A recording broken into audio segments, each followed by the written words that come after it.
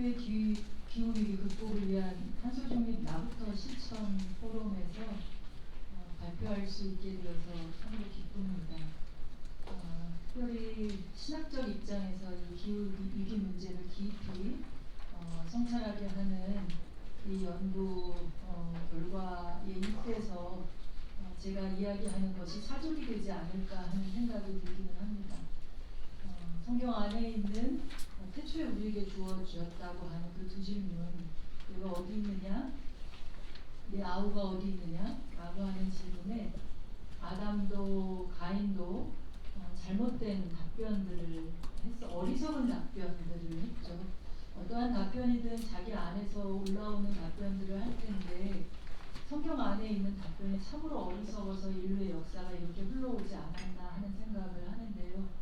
적어도 이제 우리는 특별히 한국 교회만큼은 하나님 앞에 올바른 답변, 그리고 되돌이킬 수 있고 기후위기를 극복할 수 있는 답변을 했으면 하는 바람에 사적이 되더라도 인간의 태도와 마음을 바꿀 수 있게끔 하는 한국교회, 그리고 또 기왕에 준비한 논문이니까 주어진 시간 동안 본문에 충실하게 말씀을 좀 드려보려고 합니다.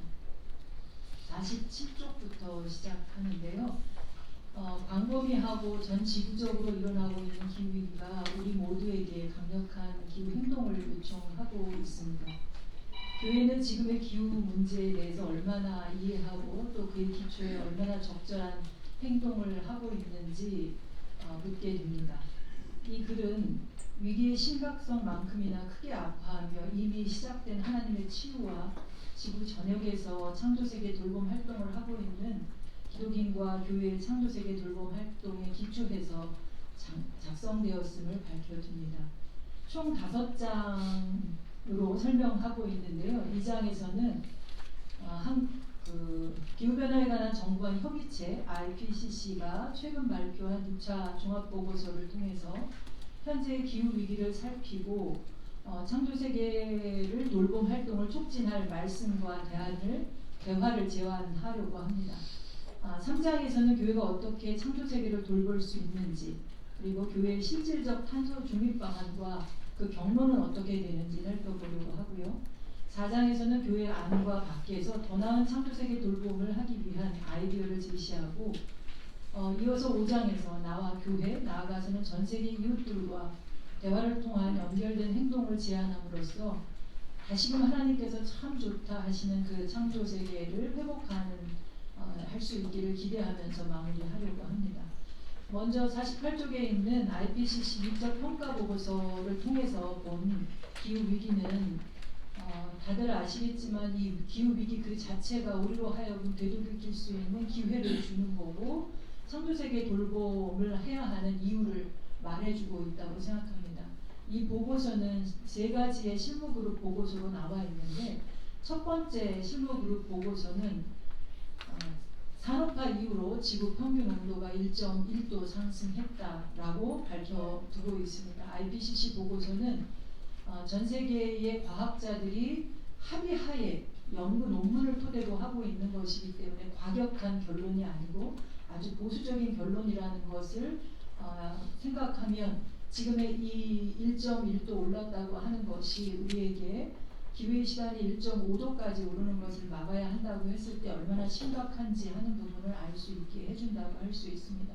더구나 이 1차 보고서는 원인을 매번 종합보고서가 나올 때마다 제일 먼저 밝힌 것이 인간의 책임이 몇 %냐라고 하는 것인데 이번 6차 보고서에서는 99% 이상이 인간의 책임이다, 명백한 사실이라고 밝혔다는 점에서 교회가 해야 할 일이 크다라고, 책임이 크다라고 할 수 있겠습니다. 2차 제2실무그룹 보고서에서는 기후변화의 영향력이 예상했던 것보다 더 광범위하고 심각하게 나타나고 있다고 이야기하고 있기에 단순한 감축 노력만이 아니라 지금 가장 취약한 지역에서 어떻게 적응 대책을 세워야 할지 한국교회가 함께 고민해야 하리라 하는 부분들을 지적하고 있습니다. 제3실무그룹 보고서는 현재 지구 평균 온도 상승을 1.5도 내로 억제해야만 이 지구가 하나님이 지으신 대로 지속 가능하다고 이야기하는데 1.5도를 지켜내는 것이 2015년 파리 기후협약에서 전 세계 국가가 합의한 것조차도 2.7도에서 3도까지 오르는 것이었던 것처럼 사실상 불가능하다라고 하는 지금 현재의 각 국가의 정책, 기후 정책이나 현재의 노력으로는 불가능하다는 것을 다시 한번 확인하면서 조금 더 적극적이고 과감한 전환이 필요하다는 것을 밝혀주고 있습니다. 물론 이런 암울한 보고만 있는 것이 아니라 기술적 측면에서 온실가스를 감축하는 가능성이 있다고도 이야기를 하고 있습니다. 잘 관리만 한다면 엄청난 생활 수준의 하락 없이도 온실가스 감축하는 것을 탄소 중립을 이루는 것이 가능하다고 이야기하고 있는데 이것이 우리 인간이 어떤 태도를 갖고 임하느냐에 따라 상당히 달라질 수 있다고 얘기합니다. 다시 말해서 6차 종합보고서가 나오기까지 30년이 흘렀는데 30년 되기까지 우리는 계속해서 삶의 핑계거리로 지금 당장을 할 수 없다든가 그저 기다릴 수밖에 없다든가 최근에 극단적인 상황이 와서는 이제는 절망스럽다, 더 노력해도 소용이 없다라고 변명하는 데에서 벗어나서 믿음을 갖고 있는 우리가 좀 더 지금의 상황을 뛰어넘는 신앙으로 뛰어넘는 조처를 해나가는 것이 교회 안에서 필요하지 않을까라는 생각을 하고 이 논문을 작성했습니다. 사실 과학자들조차도 2015년 협약이 이루어질 때 그리고 우리나라에서 2018년에 1.5도에 관한 특별보고서가 채택됐을 때만 하더라도 우리에게 충격은 4% 정도만 있었어도 됐는데 이제는 더 과감한 노력이 필요하다라고 이야기를 하고 있으니 시간이 더 흐르면 우리의 결단이 아니라 강제로 놓을 수밖에 없는 재난 앞에 무릎 꿇을 수밖에 없는 상황이 오게 될 것이라는 점을 확인하며 우리 교회가 자발적으로 신앙적으로 결단하는 성교세계를 돌보도록 하는 일을 해야 하리라 봅니다. 이 일에 있어서는 앞서 장윤재 교수님 말씀하셨던 것처럼 성경 말씀 안에 길이 있다라고 저도 생각을 했고요. 충분히 우리 책으로도 그린 바이블, 에코 바이블이라고 하는 책이 나와 있는데요. 그곳에 보면 엄청난 이 창조세계 돌봄의 근거가 되는 말씀들이 있다고 하는 것을 알 수 있습니다. 이 신화는 창조세계 한복판에서 이 말씀을 다시 읽게 한다면 애정어린 경청으로 신화는 피조세계 신음소리를 들으며 이 성경을 다시금 읽을 수 있다면 해야만 하는 어떤 당연한 의무감에서가 아니라 자발적으로 마음속에서 우러나오는 그런 실천을 할 수 있으리라 보고요.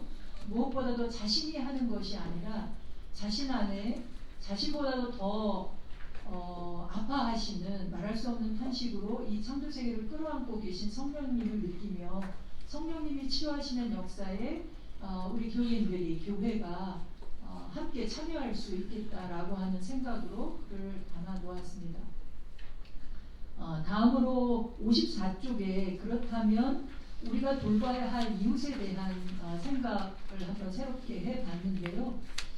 앞서서 말씀하신 그 태초에 던져주셨던 질문, 가인에게 주셨던 내 아우가 어디 있느냐, 현대로 얘기한다면 내 이웃이 어디 있느냐, 우리가 지구생태 용량 초과의 날로 보면 하나님이 우리에게 허락하신 것 이상 지구가 1개인데 2.5개, 그러니까 한국 사람 평균은 3.5개에서 4개를 사용을 하고 있으니 2.5개를 도둑질하고 있는 것인데요. 강도 만난 이 이웃을 우리가 새롭게 봐야 할 텐데 그들이 누구인지를 분명하게 분별할 수 있는 묵상의 시간들을 갖게 하는 것이 필요하다 생각이 들고요. 그럼으로써 이 이웃의 범주를 확장하면서 구체적으로 보호하는 일들이 곧바로 하나님을 공경하고 사랑하는 일이라고 하는 말씀을 함께 나누고 있습니다. 이미 하나님이 지으신 이 숲의 절반은 사라졌고 2100년이면 모두 사라질 것이라고 하고, 그리고 머지않아 하나님이 지으신 이 지구의 70%나 되는 바다 생태계의 근간이 되는 산호초들도 절멸한다고 하는, 산성화된다고 하는 보도들도 있는데 이 부분을 어떻게 지켜낼 수 있는지에 대해서 그리스도인들이 깊이 성찰하며 길을 찾아갈 수 있도록 안내해야 되리라 생각합니다. 우리 한국교회가 이웃사랑하는 일들을 참 많이 해왔는데요. 구제와 자선 행위들을 참 많이 해왔죠. 또 해외로 선교하는 활동들도 많이 하고 있다고 자부하는데 이제는 그 돌보고 있는 이웃이 인간에게만 머무르는 것이 아니라 인간의 탐욕으로 인해서 하나님이 주신 것 일도 못 누리고 있는 그 이웃들, 가난한 자, 다음 세대들, 그리고 신음하는 인간 아닌 다른 피조물들을 함께 하나님이 주신 것을 온전히 누릴 수 있게 하는 그런 사랑의 행위들을 할 수 있도록 해야 하리라 생각하고 있습니다. 이 일들을 위해서는 목사님들께서 강단에서 말씀을 선포하는 것도 중요하긴 하지만 스스로 깨닫게 하는 일들도 중요하다고 생각합니다. 주일에 선포되는 말씀을 일주일 동안 곱씹는 묵상의 실천도 필요하고 스스로 말씀을 읽는 가운데 스스로가 그 주어지는 질문에 답을 찾아가야 하리라 생각하는데요. 우리가 스스로 질문하고 스스로 답을 찾아가는데 좀 서툽니다. 늘 목사님들의 좋은 말씀을 귀로 듣는 데만 익숙하고 좋은 말씀을 귀로 듣고 그 한 귀로 듣고 한 귀로 흘려보냄으로 인해서 삶의 변화가 없는 경우들이 참 많은데 교회와 성도들이 구체적으로 말씀을 듣고 스스로 삶을 변화시키게 하기 위해서는 질문을 주시고 그래서 말씀 속에서 질문을 주시고 그 질문에 정답을 찾는 것이 아니라 자신의 삶을 돌이킬 수 있는 답을 제시할 수 있게 하는 것이 중요하다고 생각합니다. 특별히 이 말씀을 드리는 이유는 작년에 한국교회 총연합이 우리 기독인들의 기후 위기 인식에 대한 설문조사를 한 것을 다 아실 것입니다.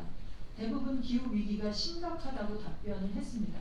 현재는 심각하진 않아도 위기로 치닫고 있다. 그리고 지금이 위기다. 특단의 조치가 필요하다라고 답변한 사람들이 99%였습니다. 세계적으로 그린피스나 이런 곳에서 옥스퍼드에서 조사한 바에 의하면 코로나가 막 왔을 2020년에 답변했을 때에 한 3분의 2 정도가 위기다 이렇게 답변했었는데 우리가 조사한 것은 코로나 시기이기도 합니다만 99% 이상이 위기다. 일반인들보다도 훨씬 높은 위기의식을 갖고 있음에도 불구하고 여전히 행동이 변하지 않고 있는 것. 이 위기 상황에서도 그저 조금 불편한 것을 참아내지 못하고 지금 누리고 있는 이 풍요와 편리함을 놓지 않으려고 하는 부분은 어찌 보면 머리로만 위기를 인정할 뿐 삶으로 이 위기의식을 갖고 변화를 시키려고 하는 진정한 회심이 일어나지 않고 있기 때문이 아닐까라고 하는 생각이 들어서 교회에서 말씀을 통해서 분명하게 명료화시켜야 할 부분은 플랜 B는 없다입니다.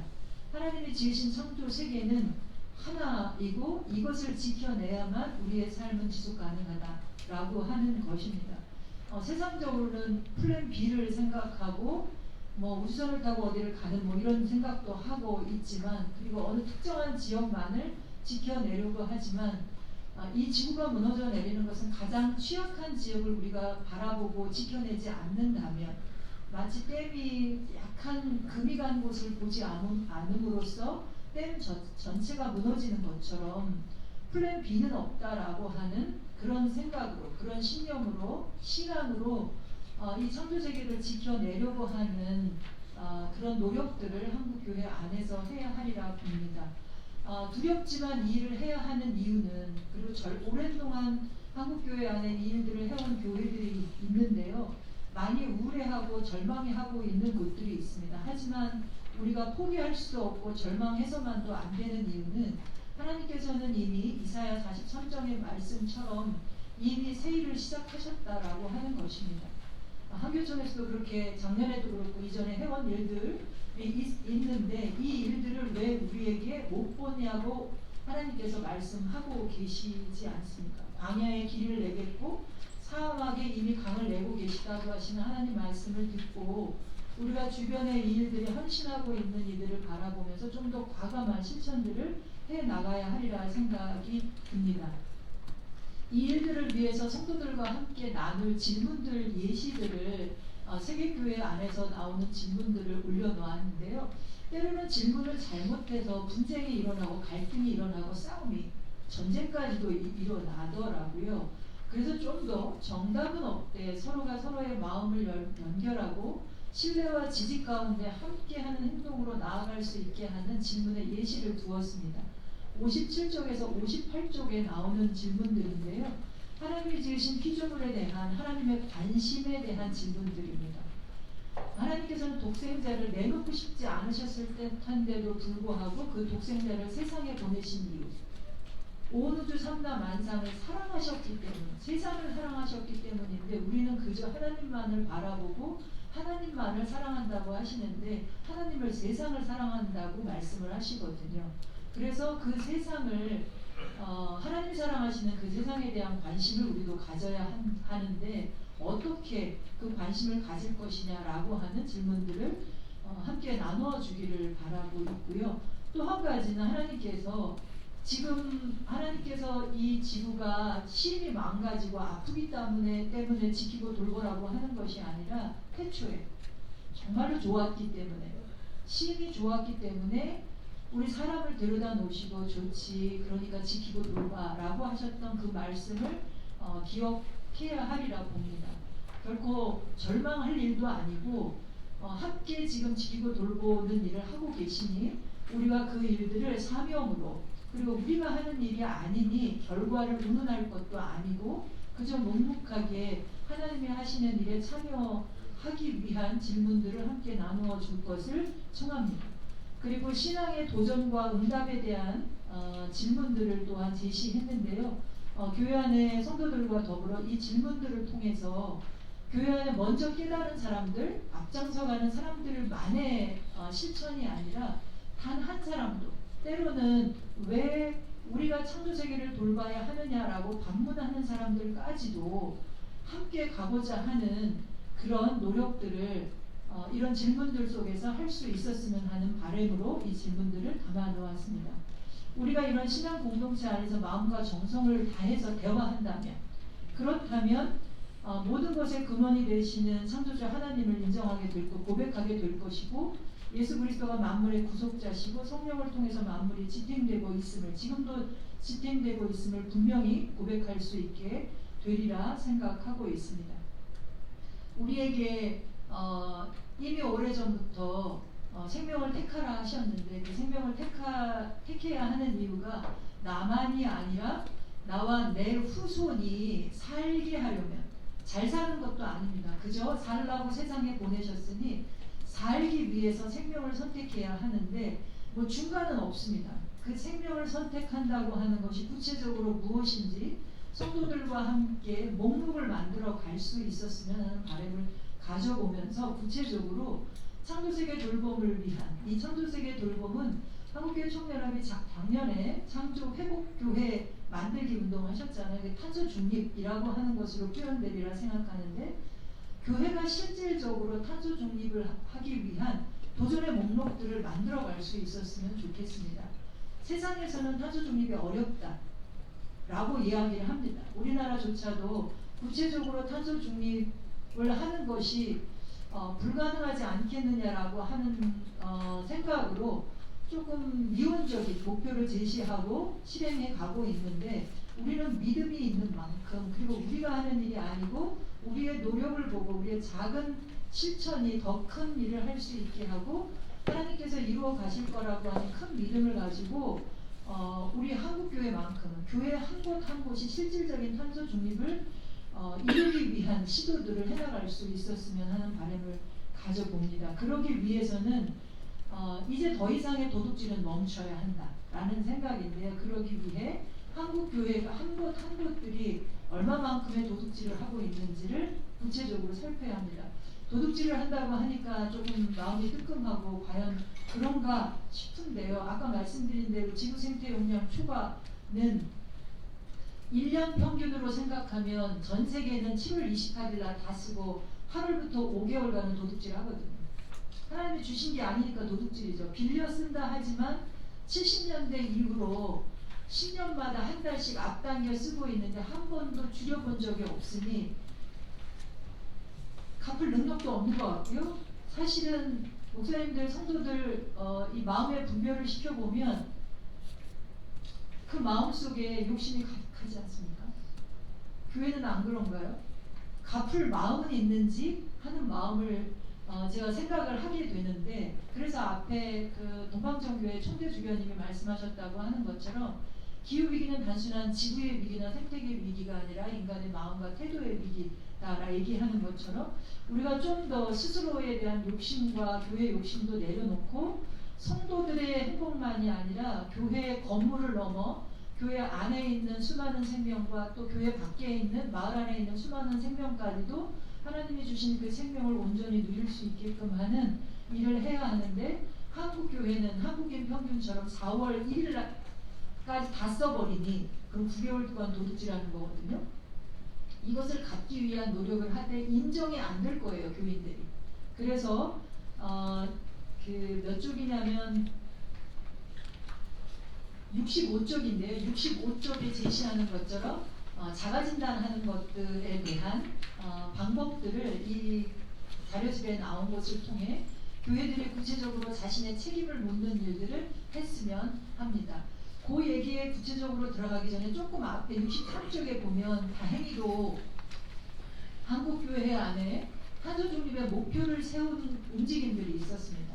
한국기독교교회협의회를 통해서 한국교회가 전 세계가 2050년까지 탄소 중립하겠다고 하는 것을 우리는 기독교는 2040년까지 실질적으로 탄소 중립을 하겠다라고 선언하면서 재생에너지 생산과 또 자연기반 탄소 흡수원을 확대하겠다라고 선언했습니다. 그런데 아쉬운 점은 이 목표가 구체적인 데이터 없이 선언적으로 한 목표라고 하는 점이 많이 아쉽습니다. 이뤄야 할 목표를 보여준다고 하는 측면에서는 의미가 있지만 교회 현장마다 자신의 탄소 배출량에 대한 진단과 그에 기초한 감축 목표를 설정하지 않으면 이 목표는 실현될 수 없다고 생각합니다.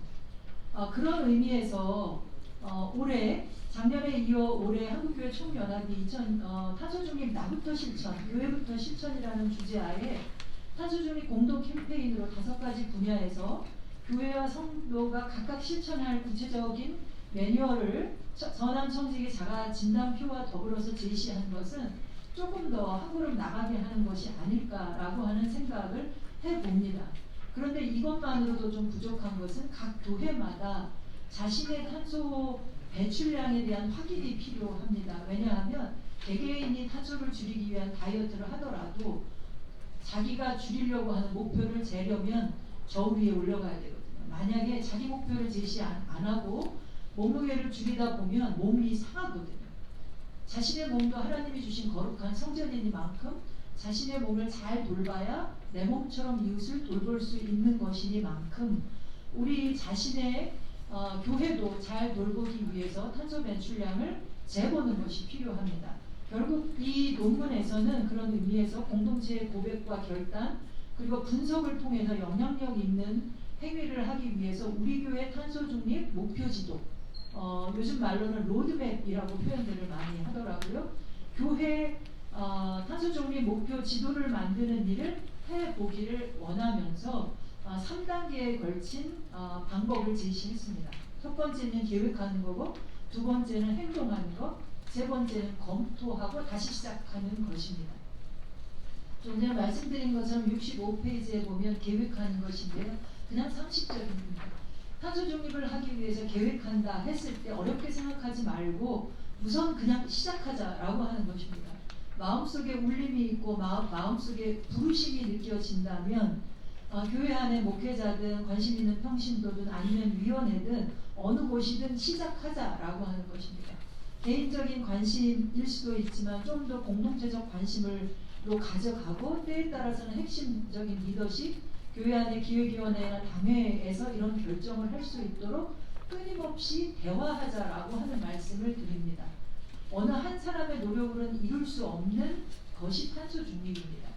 탄소 중립은 함께 하지 않으면 하나님께서는 지금도 교회를 부르십니다. 공동체를 부르신다고 하는 측면에서 대화를 통해서 단 한 사람도 나고자가 없도록 함께 갈 수 있도록 하는 일을 하되 함께 선언하는 일을 했으면 합니다.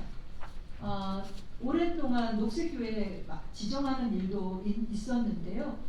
교단별로 꼭 녹색교회를 지정하지 않아도 하나님이 지으신 교회를 누가 감히 회색의 교회, 적색의 교회라고 얘기하겠습니까?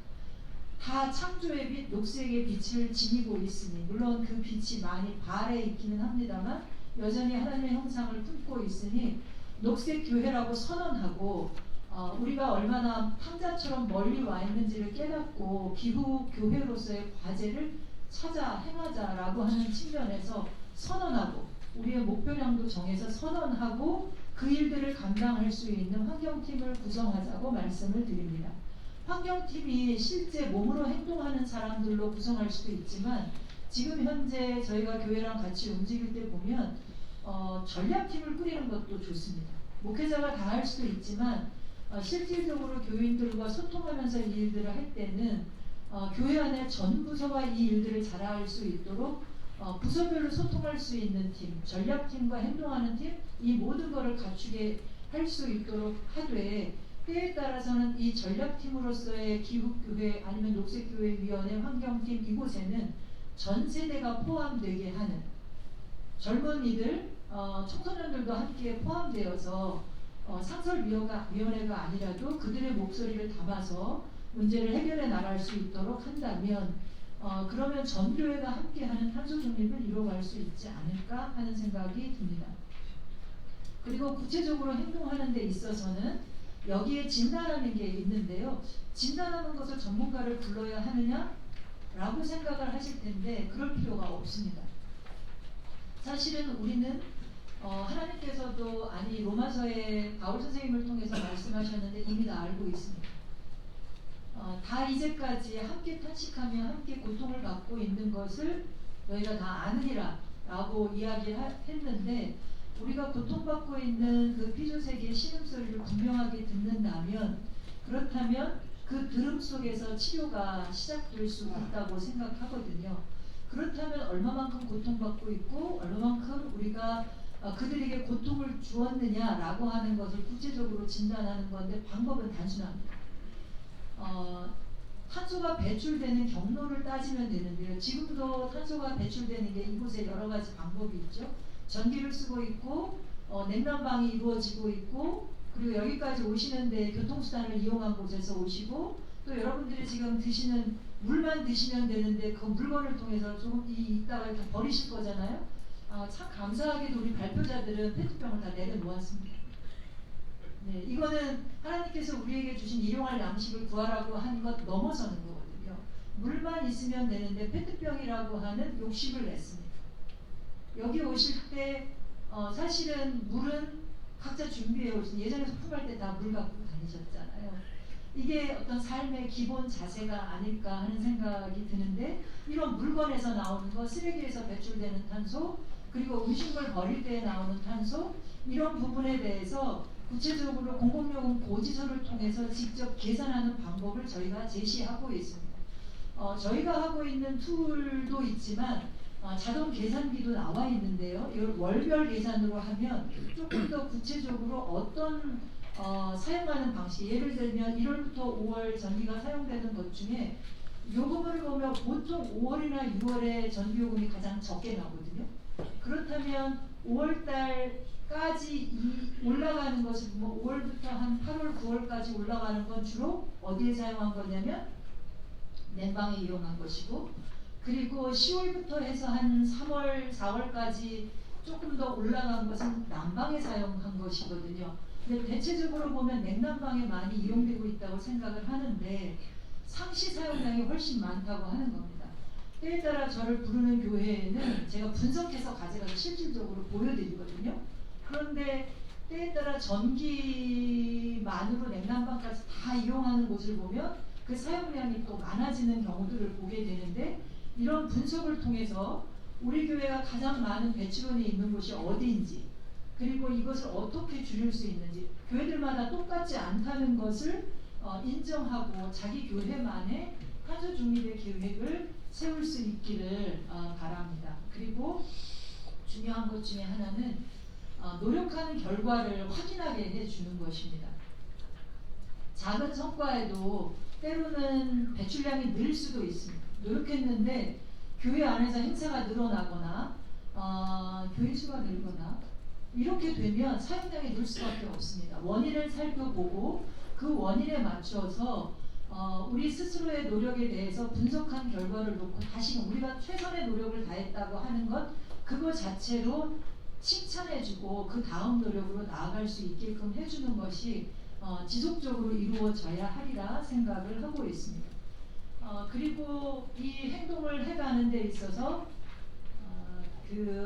이 결과를 확인하고 재평가하고 하는 데 있어서 교회 안에 전 교인들이 이 결과를 알 수 있도록 주보를 통해서 아니면 게시판을 통해서 전 교인이 알 수 있도록 해주고 있는 그대로 알게 해주면서 전 교인들이 참여할 수 있도록 하는 것도 교회 안의 핵심 지도력들이 신경을 써주어야 할 부분인 것 같습니다.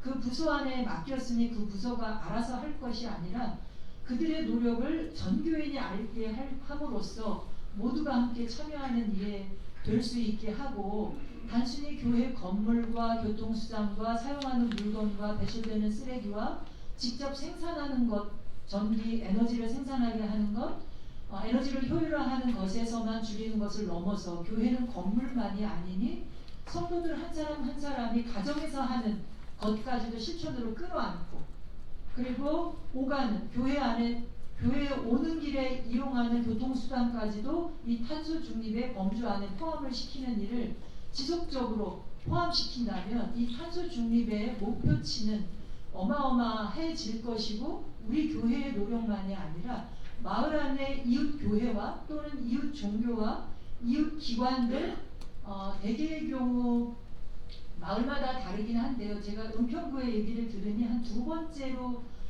탄소 배출량이 많은 곳이 교회더라고요. 지역마다 좀 다르긴 할 텐데 에너지 다소비 건물이 있는 곳은 또 그런 건물들이 많이 배출할 텐데 교회가 속해 있는 자치구에 가장 탄소를 많이 배출하는 건물을 찾고 이거는 시와 같이 구와 협력해서 이런 것을 공개 데이터를 놓고 같이 협의함으로써 마을의 탄소 중립까지 실현해가는 일들을 해봐도 좋다 생각합니다. 저희가 진행하는 탄소 제로 녹색교회 만들기 환경 선교사 과정 중에 어느 한 교회는 울산에 있는 교회인데요. 우리가 이 과정을 우리 장혜재 교수님도 늘 오셔서 강의를 해주시는 전문가 중에 한 분이기도 하는데요. 그 교회에는 교회 안에서 전문가를 찾아서 강의를 하게 하는데 그 교회에는 울산시에 환경수자원위원이 있어요. 그래서 울산시의 탄소 중립 계획을 직접 세운 분이 계시더라고요. 그래서 그 교회에서 벌써 올해로 3번째 기수를 운영하게 되는데 그분을 통해서 시 안에서 벌어지는 일들에 교회가 함께 참여하게끔 하는 일도 하고 있는데 우리 한국교회 총연합의 이 포럼에 함께하는 교회들도 이렇게 실질적으로 교회가 이루는 탄소 중립 이 목표와 실현이 마을로까지 도시로 그리고 국가의 실현으로까지 확장될 수 있었으면 좋겠다 생각을 합니다. 그런 이런 일들이 조금 더 재조명될 부분이 있다면 기후변화에 관한 이 대응 정책이 2가지 방식으로 이루어집니다. 첫 번째는 감축 정책이고요. 2번째는 적응 정책입니다. 감축 정책은 우리가 배출을 많이 했으니 줄이자 하는 것입니다. 탄소 중립이라고 하는 것이 최대한 줄이고 줄이지 못한 것을 제로로 만들기 위해서는 흡수원으로서의 숲을 조성하자라고 하는 것인데요. 이 숲을 조성하는 부분은 저희가 한 몇 년 전에 교회 숲에 관한 조사를 했는데 학교도 교목이고 교화가 있는데 교회는 없더라고요. 교회는 건물만 덩그러니 있더라고요. 우리 교회가 정말 소중하게 여기는 가장 오래된 나무는 무엇인지 없다면 지금부터라도 우리 교회 나무를 성서 속의 나무라면 훨씬 더 좋으리라 생각이 드는데 키워가며 그 나무가 교인들의 신앙을 지켜봐주고 교인들의 삶을 지켜봐줄 수 있게 하고 도시 안의 녹지축을 이어갈 수 있게끔 하는 일을 한다면 성도들의 마음이 이 창조세계를 통해서 부드러워져서 삶을 새처럼 가벼운 삶을 살아갈 수 있지 않을까 이런 생각을 하게 됩니다. 여러 방면에서 감축하는 일들을 해나가는 것과 동시에 이 반드시 살펴봐야 할 것이 적응 정책인데요.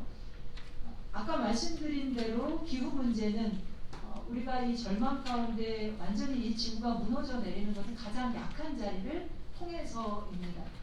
우리 이 지구상에서 가장 약한 자리가 어디냐 하면 선교지에 있어서 선교지가 가장 약하지 않은가 생각합니다.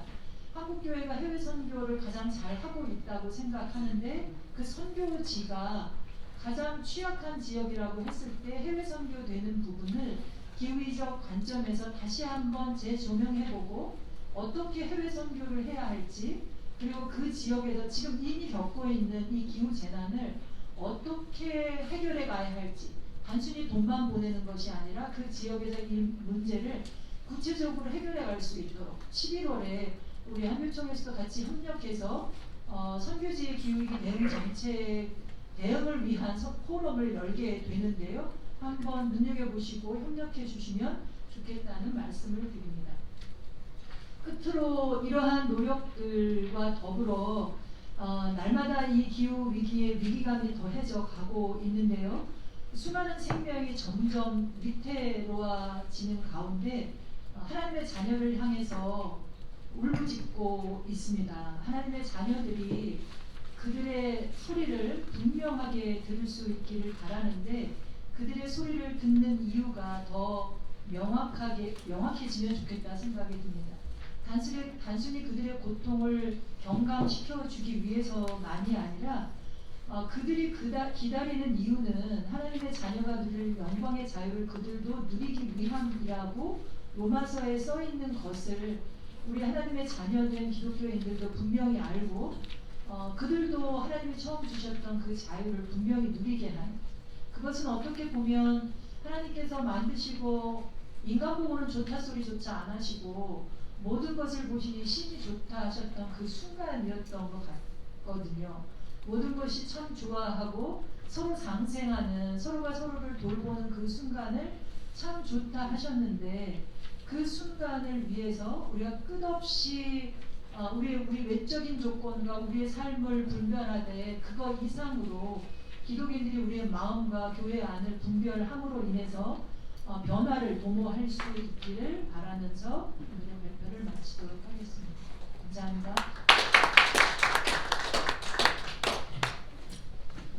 네, 수고해주신 센터장님